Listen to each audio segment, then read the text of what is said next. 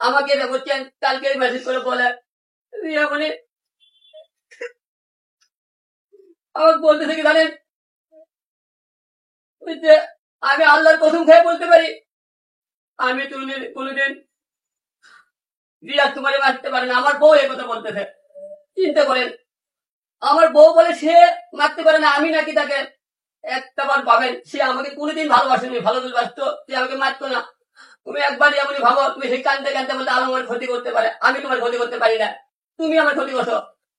আজকে যে তুমি তোমার আমাকে বললো প্রতি মাসে 1 লাখ টাকা দাও, 4 টাকা দাও, তোমার সাথে পরিচয় হয় আমার 6,000 ভিউ, তোমার আজকে লাখ লাখ ফলোয়ার আমার জন্য হয়েছে। সে আমাকে বলে আমি নাকি তাকে মারতে চাই।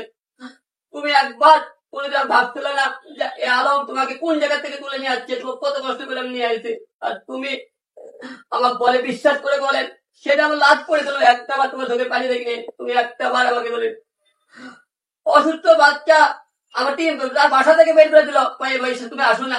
একটা স্বামী কিভাবে তুমি পারলা বাসা থেকে বের করে দিতে 3 মাস? সে বলে আমি গেলে আমার যে জায়গাতে আমার স্বামী থাকতে পারে না সে জায়গায় তুমি কিভাবে থাকো, আমাকে এই সমস্ত কথা বলে। তুমি একটা বার 4 বছর সংসার করলাম, তুমি একবার বললে না। ওই 3 দিনের পরিচয় ছেলে বলতে সে কোরআন ফিরতে শুয়ে বলবে, সে বলে রিয়াজ বলে এইসব কথা বলে মারতে চাই, সে এতটা ভালোবাসে, সে এইরকম কথাবার্তা বলে। আমি তুমি চাইলে আমি জানটা করতে দিয়ে দিতাম, তুমি তো দেখছো আমি কত তোমার সুবিধা